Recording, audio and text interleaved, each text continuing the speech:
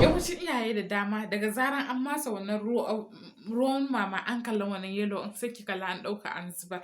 Ai wannan bai da amfani. Mu je mu siya madara ko kuma a matsa nonon akuya a bada ruwan nono na fari in babu kyau. Idan ɗaya daga cikin waɗannan matan to ki kalli wannan bidiyo har ƙarshe domin a wannan bidiyon zan faɗa miki menene shi ruwan mama ɗin da kuma nau'ukan ruwan mama. Ruwan mama abin da ake nufi da ruwan mama shine ruwan nono da mace take samu bayan ta haihu. Yana ɗauke da sinadari da dama yana ɗauke da sinadarin carbohydrates, protein, vitamins da sauran sinadarai and kuma yana ɗauke da sinadari ta musamman wanda yake kare lafiya yake kare yara daga cututtuka da dama. Shi yasa yana da matuƙar amfani a shayar da yaro zallar ruwan mama ko kuma a shayar da yaro fiye da a bashi wani abu formula ko wani abu makamancin haka. Bari in faɗa muku rabe-raben ruwan mama. Rabe-raben ruwan nono ya kasu gida huɗu ne. An za mu fara da kashi na fari. Na farin shine muke ce mishi cholesterol. Cholesterol kuma shine ruwan mama da mace take fara ruwan nono da mace take fara fitarwa bayan ta haihu. And shi wannan zaki kalle shi yellow yake kuma shi bayi da yawa kaɗan ne. Na wasu har yana da ɗan yauƙi hakan nan. To shi wannan in zaki kalle shi kaɗan ne kuma shi yellow ne sai sa wasu da dama suna zubarwa suna ce gurɓataccen ruwan mama ne. Amma shi wannan ruwan mama yana da matuƙar amfani domin shi rayuwar yaronki ya danganta da wannan. Domin zai ba wa yaronki lafiya ya kare shi daga cututtuka da dama har ma kuma ya inganta rayuwar yaronki na gaba. Daga zarar mace ta haihu zuwa kwana 5 ko zuwa 7 ruwan nonon nan zai tafi. Sai sa yana da matuƙar amfani especially in kina asibiti likitoci su dame ki akan cewa sai fa a shayar da yaron nan ya samu wannan ruwan mama. Sai kuma kala na biyu shine muke ce mishi transition milk. Transition milk shine ruwan mama da yake zuwa immediately bayan shi cholesterol ya tafi. And usually wannan yana zuwa daga kwana 5 like kwana 7 to kwana 14. Shi ma kalan shi zaki kalle shi yellow ne amma shi yana da yawa fiye da cholesterol ɗin. And shi ma yana da matuƙar amfani domin yana ɗauke da sinadari masu muhimmanci da zai ƙara bunƙasa lafiyar jaririnki. Sai kuma kala na uku, shi wannan yana da matuƙar muhimmanci domin shi muke ce mishi mature milk. Mature milk shine normal ruwan nono da kowa ya sani.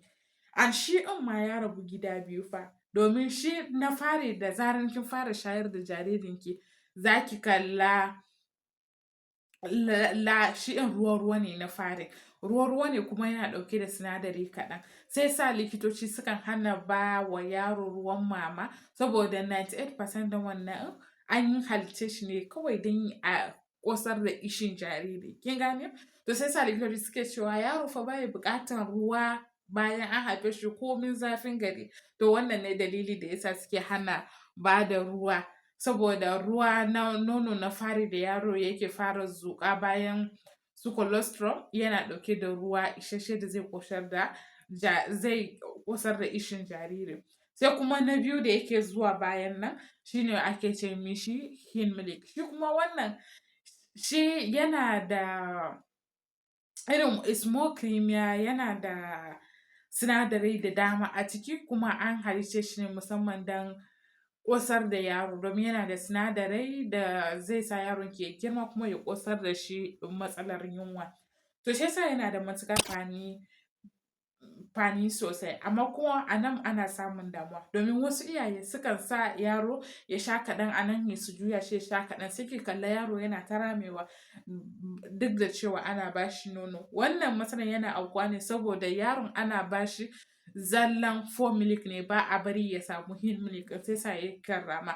Sai sa ma'aikatan jinya sukan ba da shawara akan cewa idan mace za ta shayar ta sa yaro ya shayar na tsawon minti 20 zuwa minti 30 kafin ta canza shi zuwa wani nono. Idan yanzu zuwa wani maman ko kuma har sai kin ji nonon ya zama babu nauyi sosai. Kamar yanzu misali idan kin fara shayar da yaro na dama za ki shayar da shi har tsawon minti 30 ko kuma minti 30 ko har sai kin ji mamanki ya yi ba nauyi sannan ki canza shi zuwa na shi ma ya yi. In ma wasu za ki ga za su ce miki ai in na fara sha in na sha ɗaya ma ya ƙoshi to next in ki zo ba wanda kika ba da na ƙarshen ba za ki canza shi zuwa wannan saboda ki samu duka mamanki yana producing enough breast milk and yaro ya samu duka sinadarai da ake buƙata.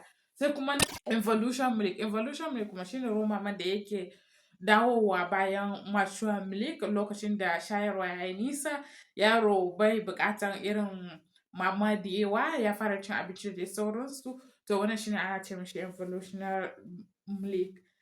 To idan involutional milk wannan dalili da ya sa muka yi kawo wannan darasi domin yana da matuƙar muhimmanci ki san waɗannan domin na sha ganin iyaye da dama suna tambaya na ya me yasa ruwan mama na yana canzuwa, me yasa kaza, me yasa kaza, to yau dai na ansa tambayoyi. Abu ɗaya da zaki ɗauka a cikin wannan bidiyo mai matuƙar muhimmanci shine ki bar ki shayar da yaron ki har tsawon minti 30 kafin ki canza shi zuwa wani mama saboda ya samu daman sha guda ɗaya ko biyu. Sai kuma abu na gaba da ya kamata a ce kar ki manta da shi ruwan colostrum yana da matuƙar muhimmanci kada a zubar a shayar da jariri domin zai inganta lafiyar jariri kuma ya bunƙasa ƙwaƙwalwar jaririnki.